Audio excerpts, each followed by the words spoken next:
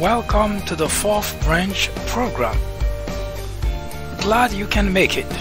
I am MD. This program is dedicated exclusively for those with common sense, a spirit of patriotism, and a determination for a more perfect union. Stay tuned as we begin the discussion of a very important, interesting, and enlightening topic. Hope to hear from you soon. Happy listening.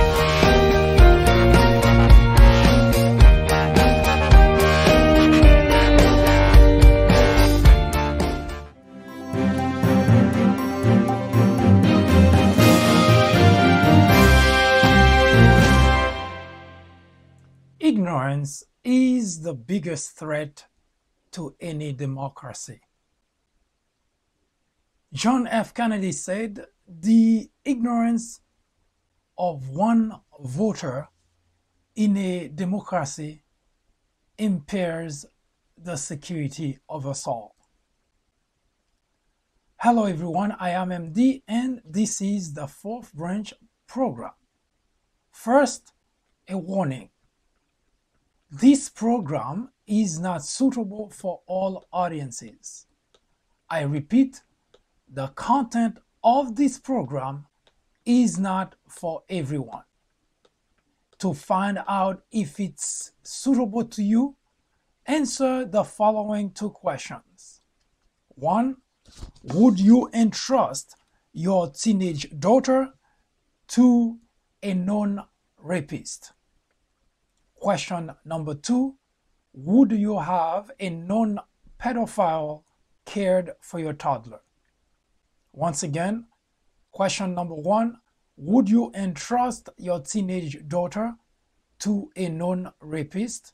And question number 2, would you have a known pedophile cared for your toddler?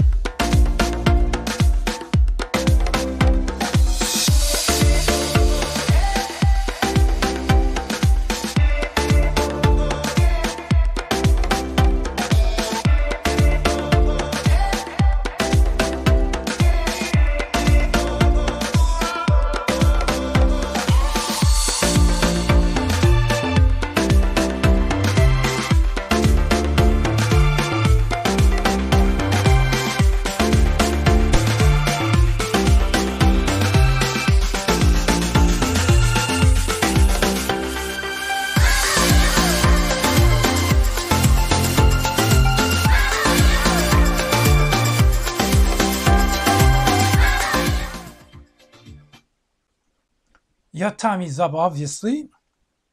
If you had difficulty answering either question, this program is not for you. If you answer yes to either or both questions, this program is definitely not for you. But if your answers are absolutely not to both questions, this program is catered exclusively to you.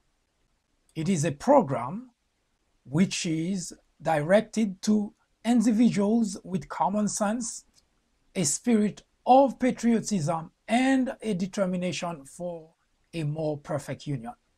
The program today is very interesting, enlightening, informative, and educational. It is the continuation of the big divide, the factors which has been discussed for decades now. We will tackle the part number 3 of the discussion. Stay tuned as we proceed to discuss the big divide in America.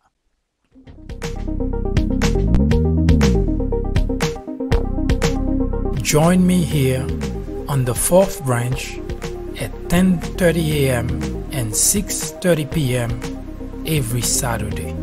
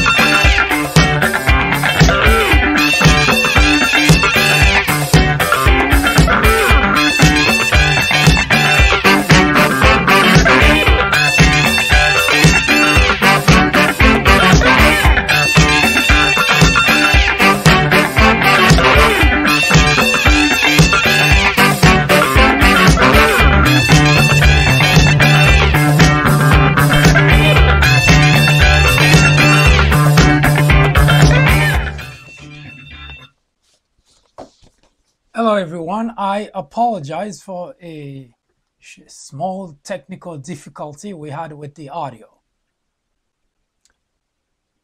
The big divide. Contrary to popular misconception, the big divide that has been talked about so much in the media, used by politicians and believed by most, falls squarely on the shoulder of elected officials. That means the very people we elected to work on our behalf, to represent our views, to implement policies which reflects those very views, and to compromise whenever and wherever necessary to advance the affairs of the people. Yes, those very same individuals, governors, mayors, senators, congressmen, those are the individuals which are almost exclusively at the roots of the big divide in the country. Contrary to popular misconception, those senators, those congressmen, those mayors, those governors, they are at the roots of the problem and they help to spread it among the constituents. No, this is not a misprint. This is not a misread either. In the past few decades, in the past few episodes rather, we discuss at length this topic, this very topic. And today, we will be discussing the last bulleted point in the topic, which is the ambivalence in the media. We mentioned that there are three major factors which cause the big divide in the country. First, the elected officials. Second, the constituent. And third, the ambivalence in the media.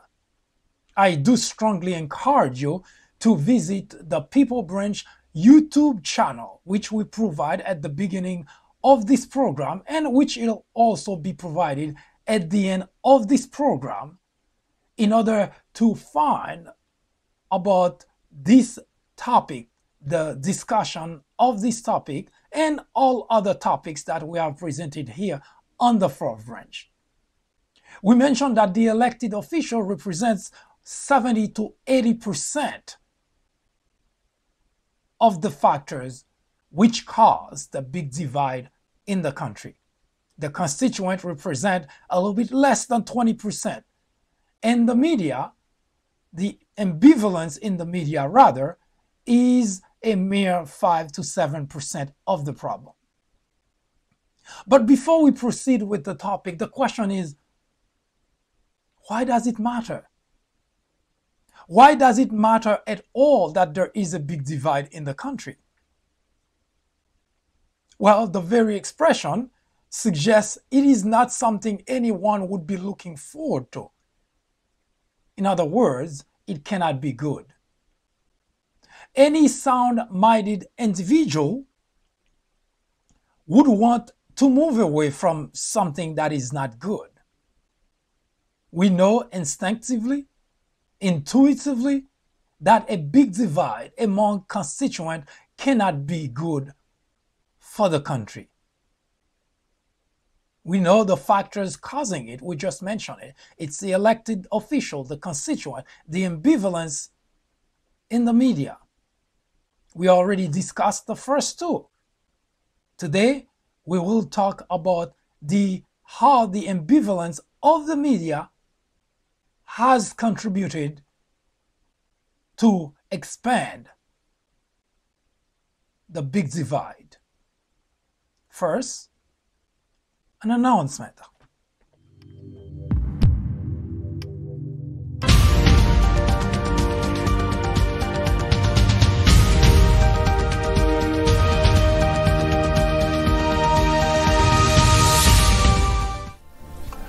In 1996, a small network by the name of Fox News was launched with just 17 million viewers.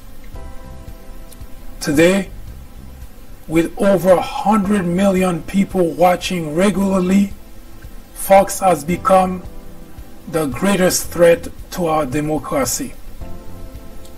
Constantly bombarding the airwaves with false information, distortion of facts, and outright lies, presenting to its audience as news, Fox has created an army of blissful ignorance.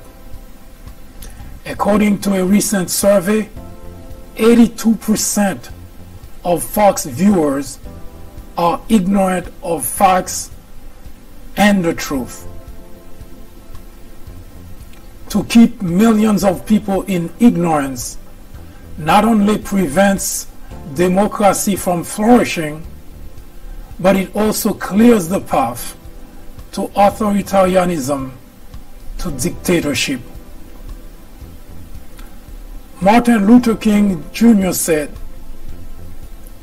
"Nothing in all the world is more dangerous than sincere ignorance and conscientious stupidity."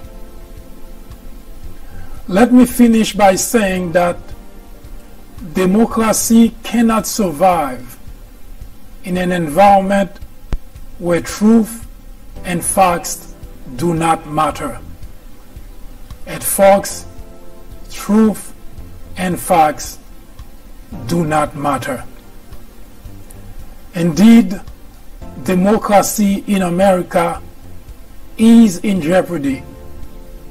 It is a crisis the country can no longer ignore.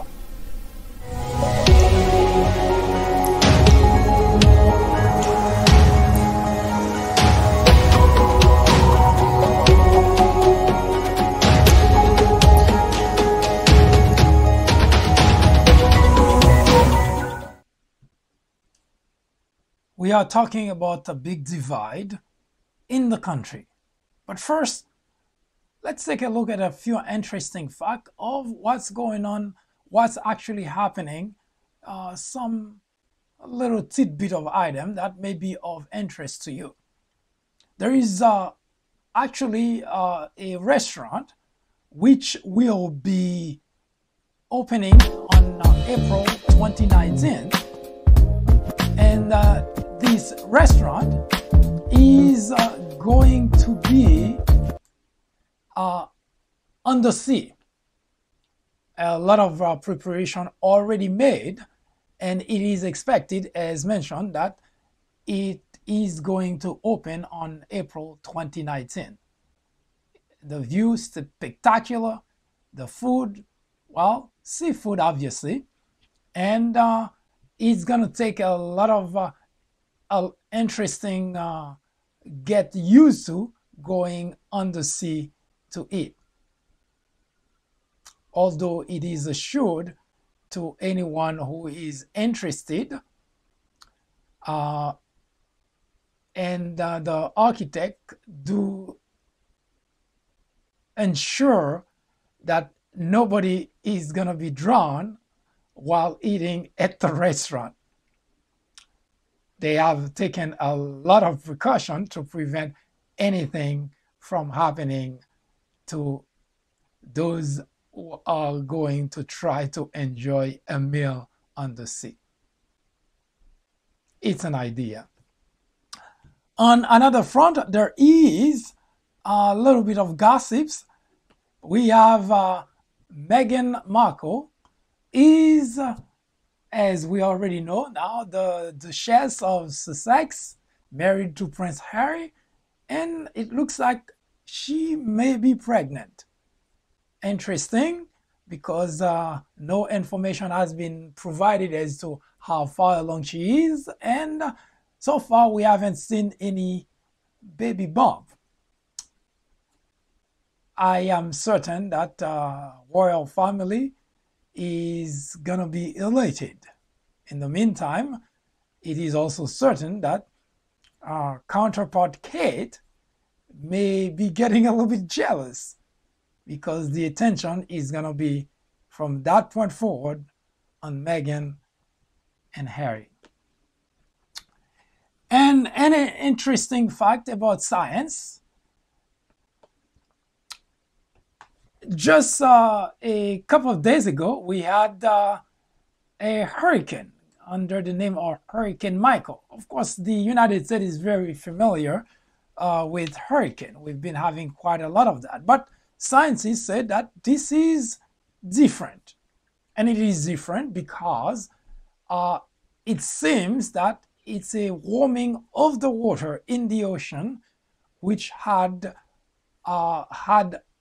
some impact on Hurricane Michael, despite the fact that a number of individuals, especially in the Republican Party, have been very dismissive of the very fact of climate change. It looks like their lack of knowledge, or their lack of faith in the science that provides this type of information is not strong enough to prevent the consequences of climate change from striking the human race.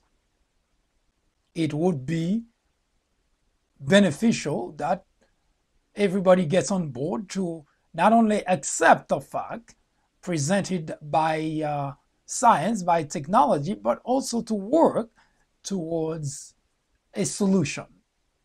If we don't see dinosaurs today, it's because they didn't have the ability to make plan for catastrophe which struck the planet a while ago.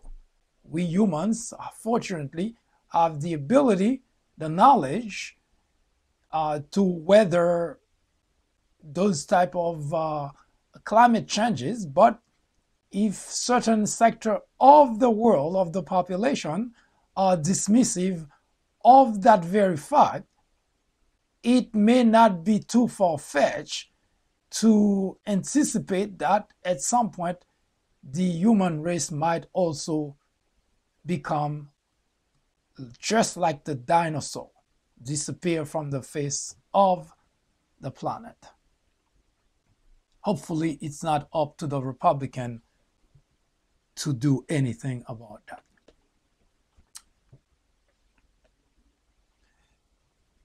Now, here's another piece of news that has nothing to do with the big divide, slightly related to it, is something that was in the news and that has caused quite some stir, and it is still in the news today.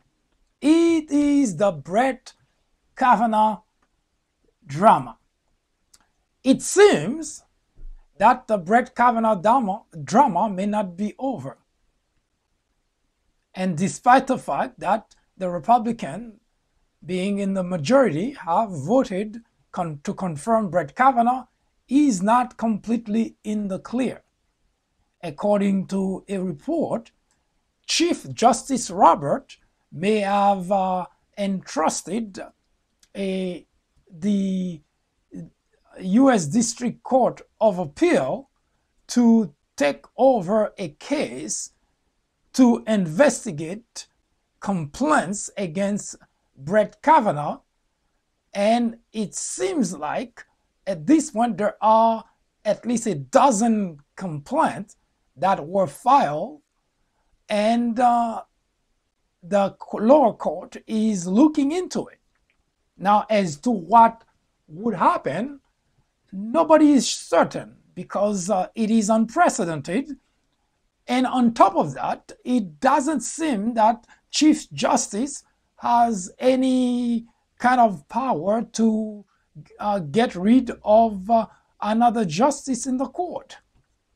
And it doesn't seem that there is a way to do so, because the only thing that would be expected is if indeed the information or the investigation reveals something more nefarious, more damning than the circus which took place during the confirmation hearing, that Brett Kavanaugh himself would have to either resign or recuse himself. Of course, the last straw would be if Democrats were to take over the House, then they could impeach him.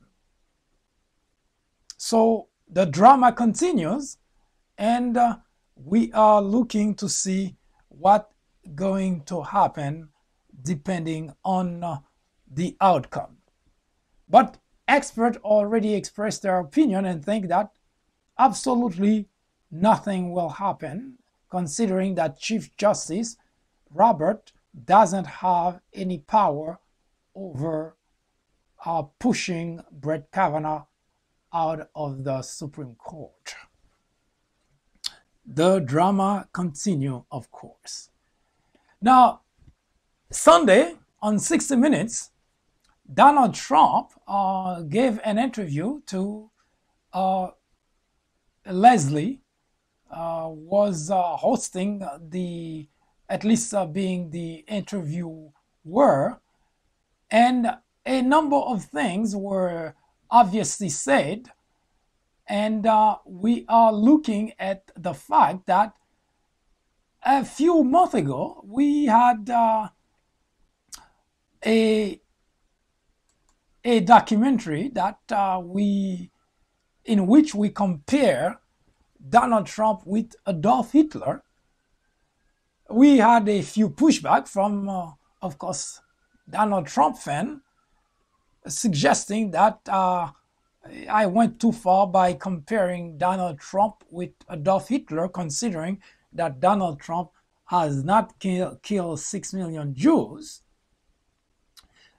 And I actually provided enough information, enough detail in the documentary to show that there are a lot of similarities between those two men, although I'm not here to rehash the story in the documentary, and you can take a look on the People Branch YouTube channel, where all detail of all information we have discussed thus far are located on the People Branch YouTube channel. But for sake of another tidbit to show how much Donald Trump is close to Adolf Hitler, on the 60 Minutes, Donald Trump had answered a number of questions that were asked by Leslie, and here is just an excerpt of that interview, and I will show you at the very end, once again, how closely related to Adolf Hitler Donald Trump had gotten.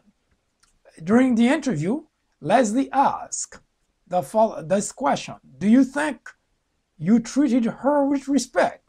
Leslie was making reference to Christine Blasey Ford, who accused Brett Kavanaugh of sexual assault, and at a rally, Donald Trump mocked Christine Blasey Ford as if what she said in terms of the accusation was pure lies. So that was in reference to that Leslie asked, do you think you treated her with respect? Donald Trump answered, I think so. Yeah, I did. So Leslie followed up with a question, but you seem to be saying that she lied. Donald Trump answered, I'm not going to get into it because we won. It doesn't matter. We won. Now, this is the part of the conversation that I wanted to bring attention to, because it reflects a great deal of the way that Adolf Hitler feels about anything. Now, here's a very famous statement by Adolf Hitler: it is not truth that matters, but victory. Now, what I just read to you about Donald Trump, when he was asked by Leslie that it seems that you're saying that Christine lied, Donald Trump answered, I am not going to get into it because we won. It doesn't matter. We won. Again, Adolf Hitler, famous for saying, it is not truth that matters, but victory. It's just another way of saying it just does not matter as long as we win. So once again, another aspect of the two leaders, which shows that are closely related to Adolf Hitler, or as at least the approach by the two leaders are closely related they are.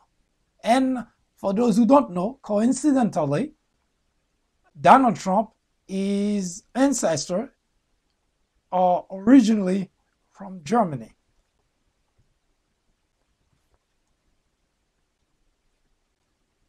I'll be right back.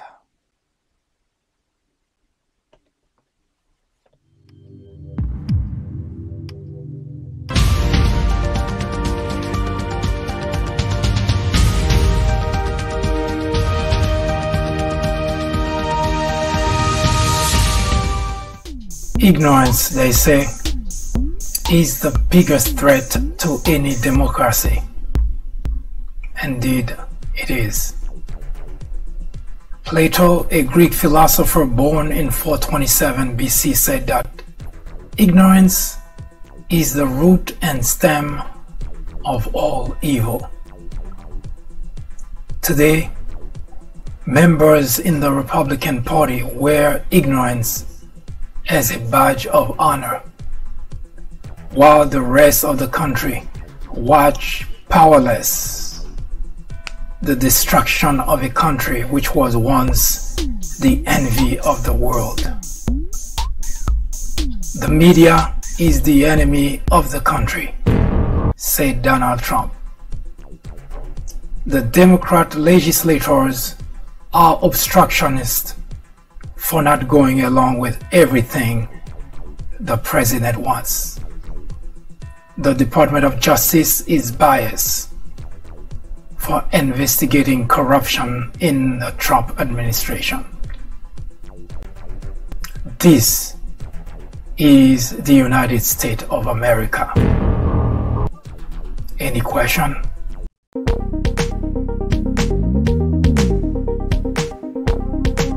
Join me here on the fourth branch at 10:30 a.m.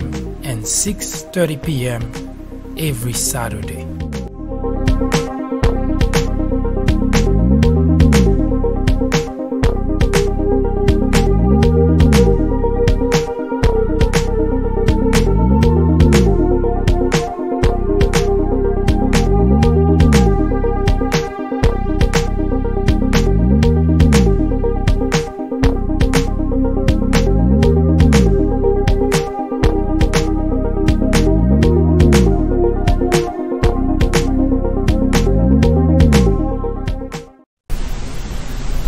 Donald Trump is wrong to call the media the enemy of the country. Adolf Hitler did exactly the same thing in 1933. Journalists are not in the business of fairness. Our business, our only business, is to be objective. It is our duty to hold Trump and every administration accountable. Today, it is urgent, it is necessary, it is critical. Our very freedom depends on it.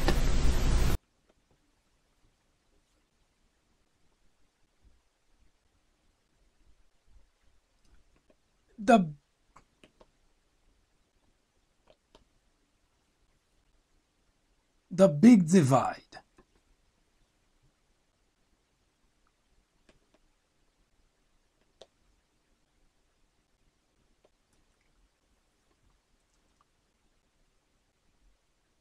We mention the reason we discuss the big divide is because first, it is not something good. Nobody ever, there is very few scenarios that I can think of that you can use the expression big divide and it will mean something good. So when in the context that we use big divide here in the country, it's not to express something good. It is to suggest that there is an anomaly in the way that we in the country, at least people from different groups, maybe different interests, the way that we interact, there is a big divide. Now, in the context that it's usually employed here, it means a big divide between Democrats and Republicans. Now, I may have mentioned before, most likely I have, that contrary to what most people are saying about the state of division in the country, when it is being discussed in the media, and I want to also bring attention that every time I use the word media, I usually, Fox is not included in that. Although Fox name is Fox News, but Fox, for all purpose of talking about media, Fox is not a news organization. So it is a de facto language that I do not include Fox in conversation that where I use the word media. So in this conversation we're having now, saying media does not include Fox. So, and there is a reason for that. You may have seen the video announcement where it says that Fox is actually in the business of spreading lies, distortion, etc., etc. So this is definitely not a news organization, and there is no other network that can be compared to Fox. A number of people, especially people in the Republican Party, they are inclined, if Fox is used as an example as not being a news media, they use MSNBC to say, how about MSNBC? Well, MSNBC is a news media.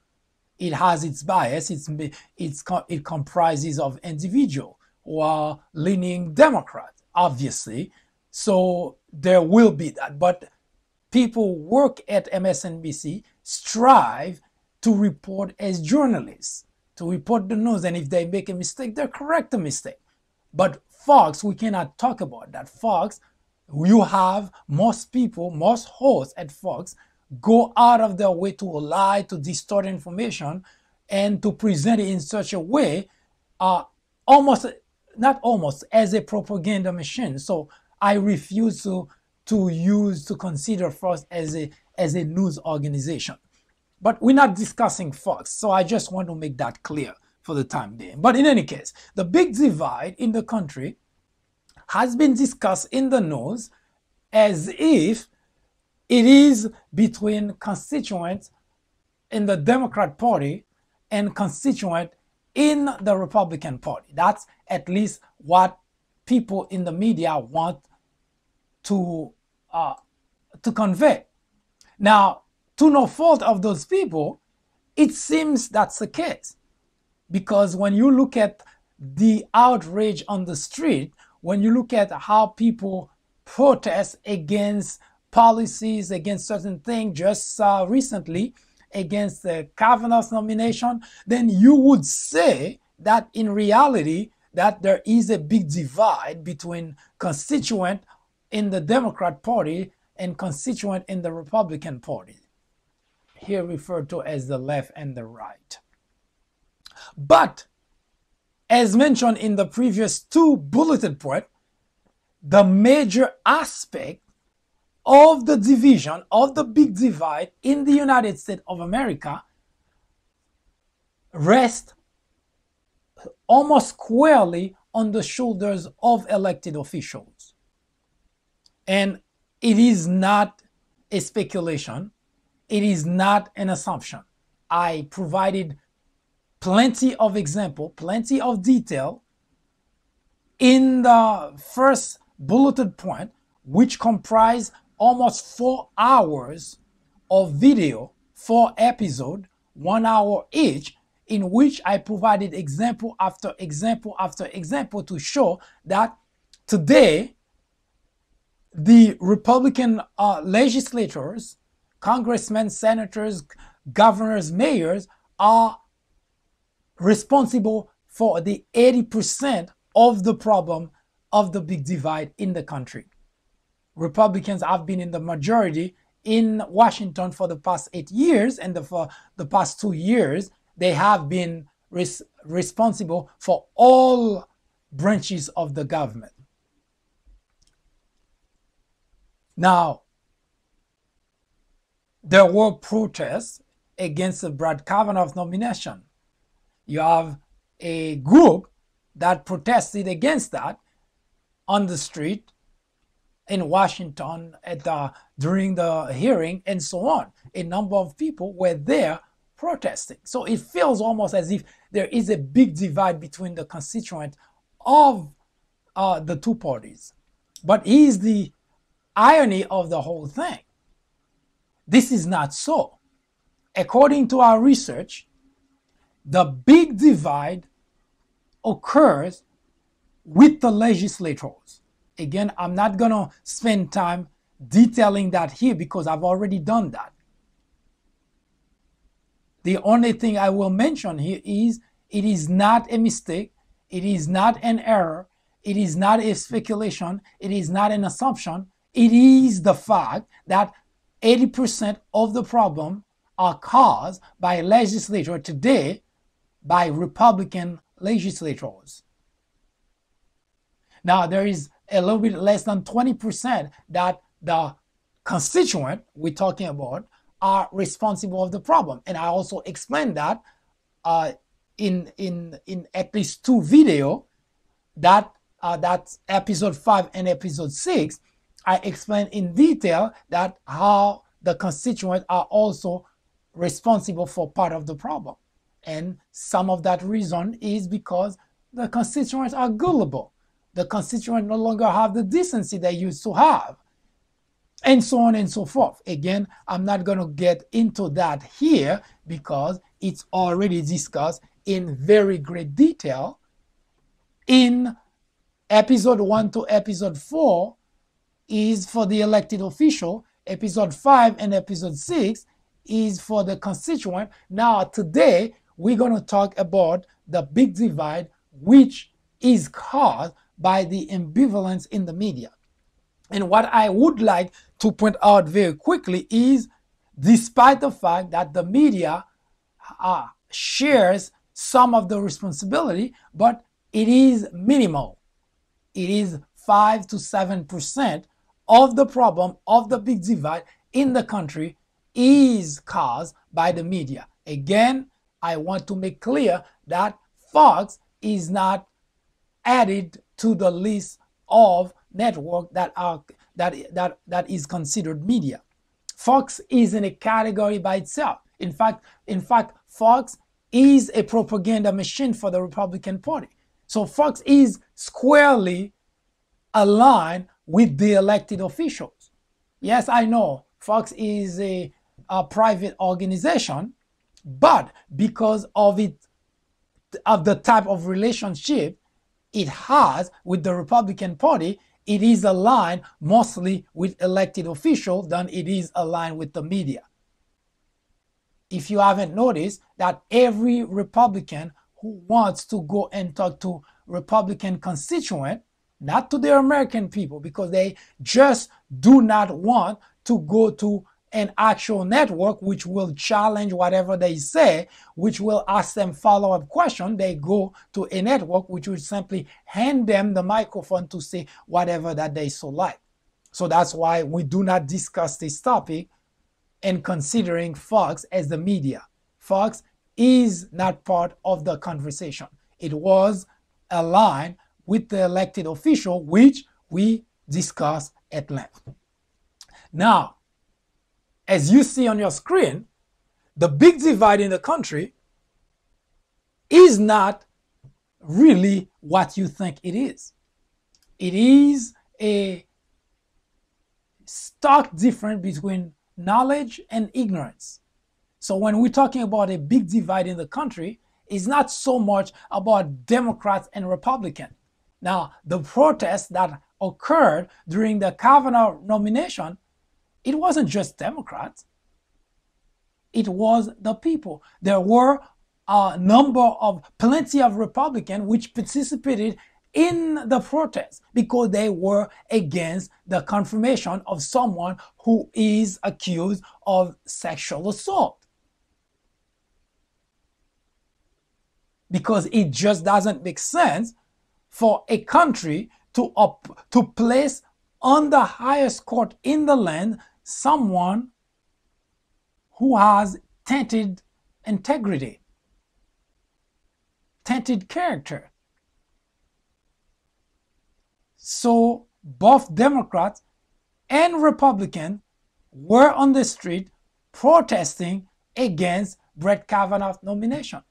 So when we're talking about the big divide, again, I want to force the issue that it's not between Democrat and Republican, the way that the media erroneously try to discuss. It's rather between knowledge and ignorance.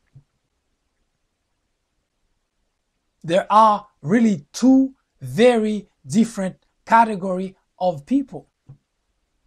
Those who seek knowledge and those who prefer to stay ignorant and enjoy stupidity. Yes, there are those. Unfortunately, I know the media has to be politically correct and not say those kind of things, but it is in full display, in public display. There are people who simply enjoy ignorance and stupidity. Donald Trump went to a rally and mocking a victim of sexual assault, and he had people cheering him, applauding for doing so. So we know that in the country we had a group of people, and that's really where the division start. We have people who want to become better people, better citizen, better patriot, and we have people who simply enjoy being stupid. They follow stupidity around, so they become exactly the same thing as the individual was stupid or ignorant. There is an adage that says, tell me who you with and I'll tell you who you are. And it works perfectly in this case. You have a number of people who are following someone who proved to be an ignorant individual. And it cannot be separated. You cannot say you're not ignorant all the while you're applauding and cheering someone who is ignorant. It just doesn't work. Now, the media has its share of responsibility, and that comes in the form of what I call guilty by complicity. And the reason that I think the media has a share of responsibility in the whole problem is because if we take a look back at the 2016 presidential election, for instance, something that I mentioned before, when we get to the general election where everybody on both parties, all the candidates are eliminated, and we only had Donald Trump representing the Republican Party and Hillary Clinton representing the Democrat Party, something tragic happened in the media. Members of the media went really very deep in their scrutiny of Hillary Clinton. They really scrutinized her. Ask questions, all the necessary questions that would say that would give you, the audience, the constituent, an idea as to the type of individual who would sit in the Oval Office. An individual who was very qualified, who had the credential, an individual who had a plan, an individual who was fully prepared to become the president of the United States. But what was missing is the very fact that while they were out there really scrutinizing everything that Hillary Clinton was doing, they went to her website and look at her plan. They question her plan. They question its feasibility and so on and so forth. And in the meantime, we had a candidate, Donald Trump, who did not have a plan. You went to Donald Trump website for any topic at all. You had either a 1-page or a 2-page that simply could have been written by a high school dropout. And I'm not kidding you. I took it upon myself to find out exactly what did Donald Trump have to offer to the country. His website had nothing. And yet, the media glossed over that.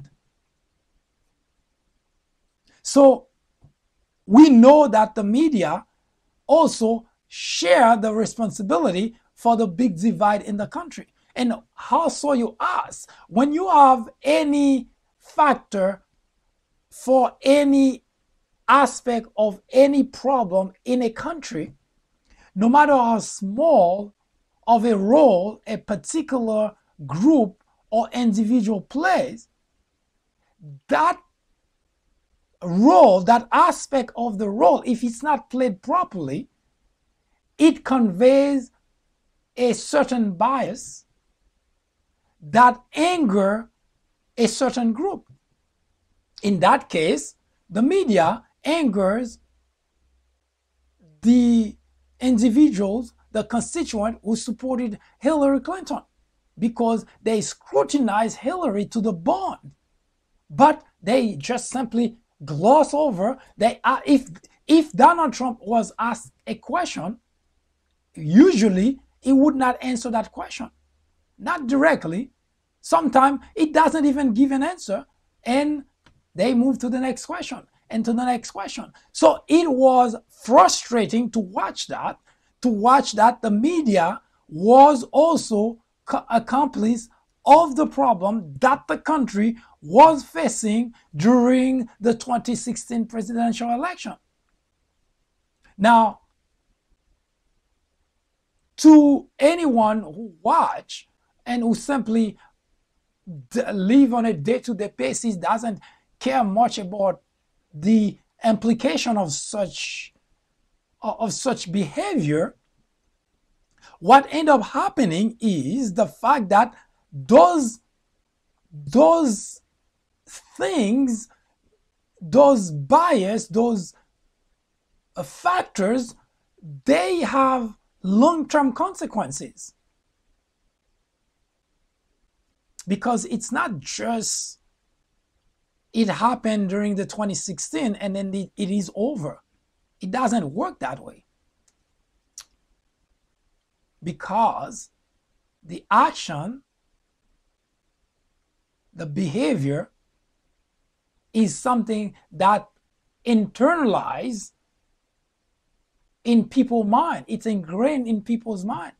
So they remember very clearly how the media behaved towards Hillary and simply gave a pass to Donald Trump.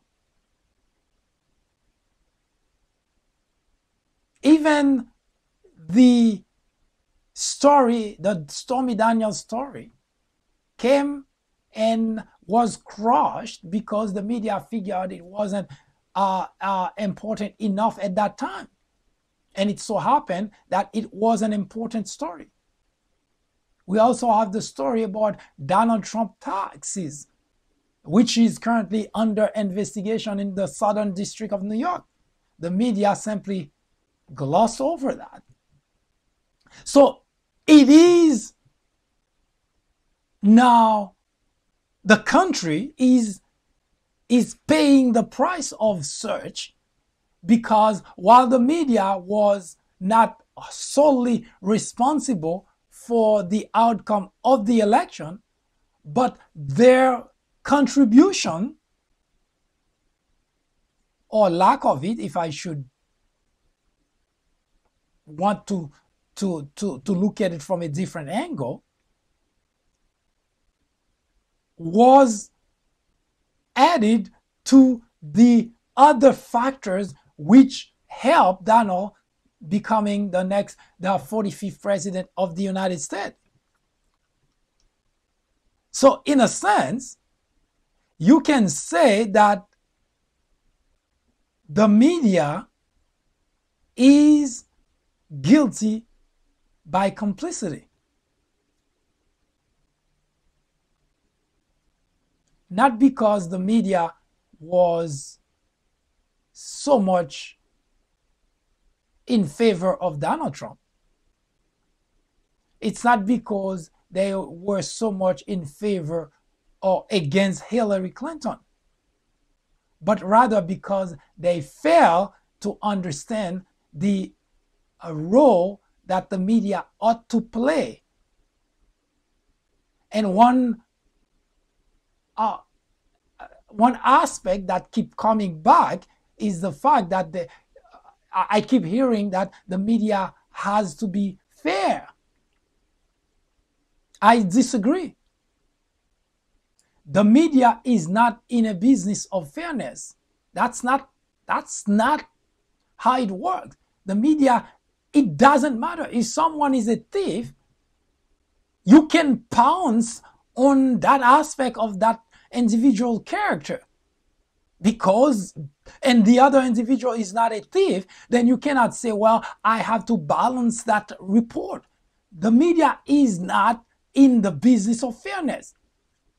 As long as the media is objective, that's all that matters.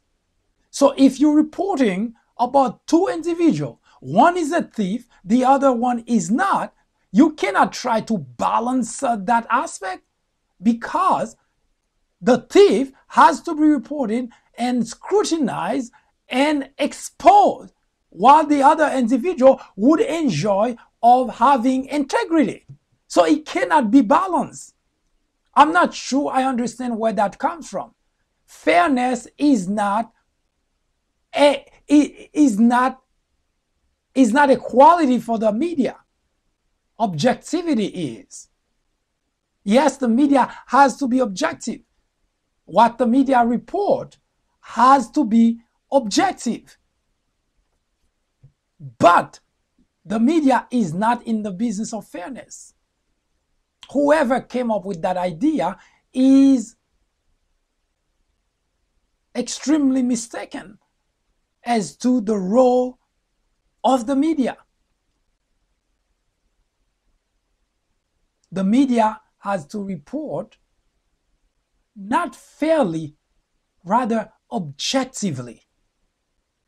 There is no fairness in reporting about someone who does something wrong, as long as it is objective.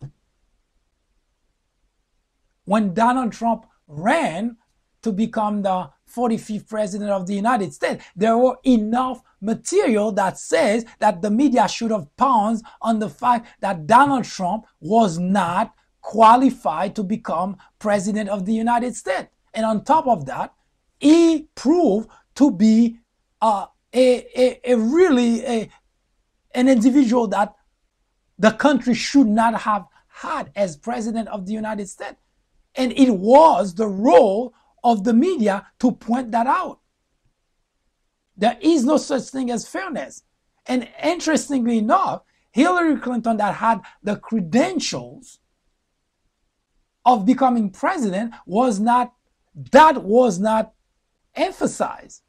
Instead, Hillary Clinton was scrutinized while Donald Trump got a pass. And that's really the other aspect which caused the big divide in the country. Because and that's what I call the ambivalence in the media, because the media could not decide whether they should report in such a way that is fair. But unfortunately, they misunderstood this important aspect of the media. The media is not in the business of fairness. The media ought to be objective. That's it. That's all that's needed by the media. Objectivity. Fairness is not a requirement.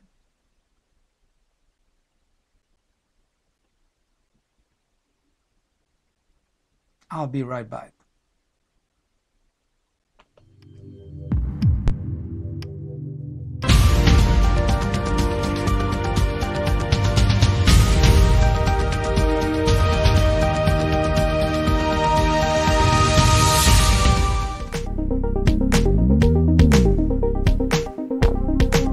Join me here on the 4th branch at 10:30 a.m.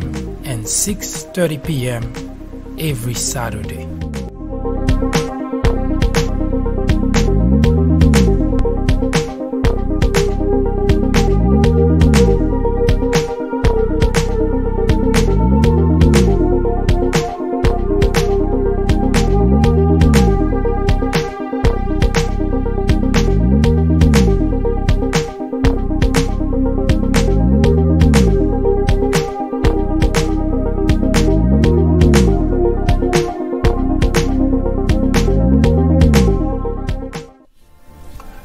In 1996, A small network by the name of Fox News was launched with just 17 million viewers. Today, with over 100 million people watching regularly, Fox has become the greatest threat to our democracy, constantly bombarding the airwaves with false information, distortion of facts, and outright lies, presenting to its audience as news. Fox has created an army of blissful ignorance. According to a recent survey, 82% of Fox viewers are ignorant of facts and the truth. To keep millions of people in ignorance not only prevents democracy from flourishing, but it also clears the path to authoritarianism, to dictatorship. Martin Luther King Jr. said, "Nothing in all the world is more dangerous than sincere ignorance and conscientious stupidity." Let me finish by saying that democracy cannot survive in an environment where truth and facts do not matter. At Fox, truth and facts do not matter. Indeed, democracy in America is in jeopardy. It is a crisis the country can no longer ignore.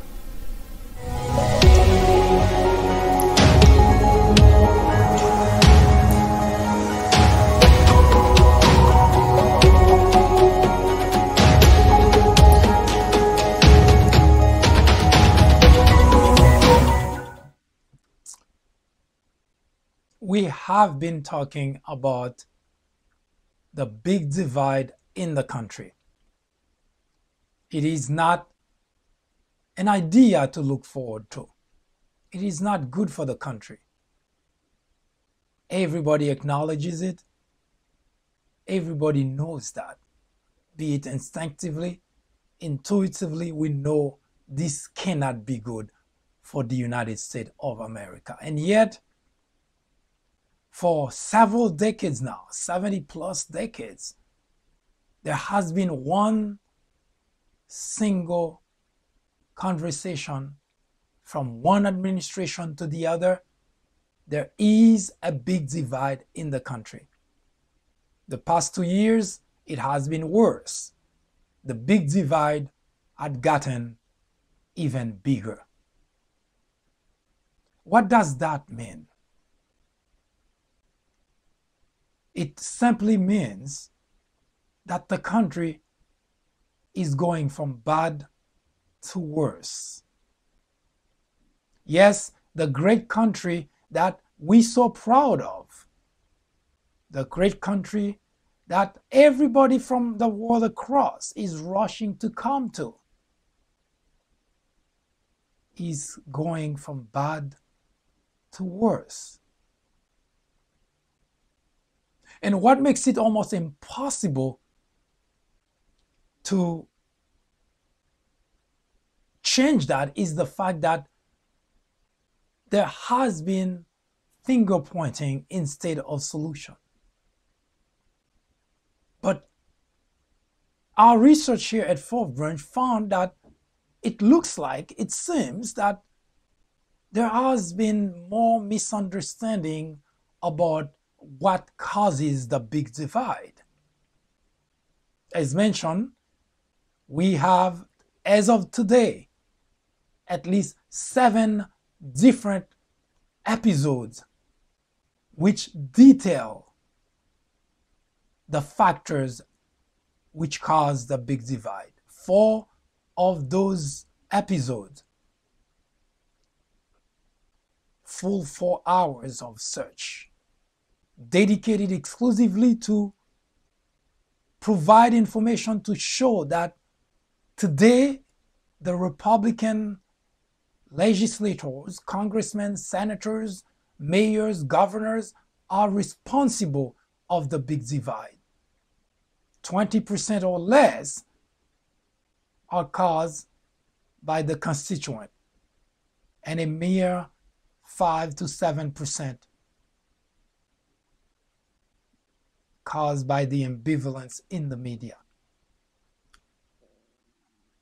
But what remains certain is the fact that we also know here at Fourth Branch that the country is not divided between Democrats and Republicans, but rather between those who seek knowledge and those who choose to live in ignorance.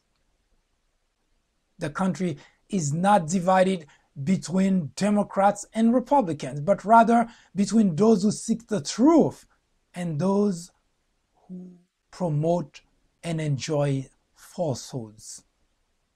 Those who make use of their brains and those who simply outsource theirs. Today, the United States is in dire need of a leader who knows the way, shows the way, and wants to go all the way.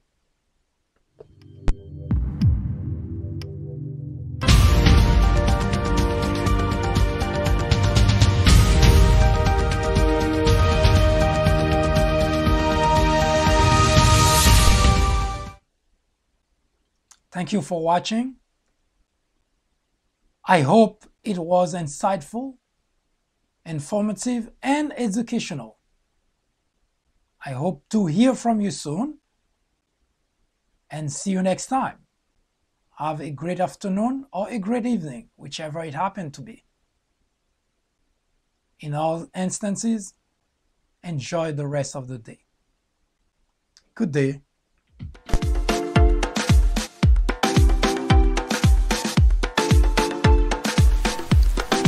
The Fourth Branch podcast is brought to you in collaboration with the People Branch publication, which can be found on the People Branch website, located at peoplebranch.org. That's peoplebranch.org. That's peoplebranch.org website, in which you will find a number of very interesting articles. My name is Mike Duchesne, MD for short. I hope you have a great afternoon or a great evening, whichever it happens to be. Hopefully you can join me again next time for another interesting episode of this podcast. That was the Fourth Branch, live from New York. Good day.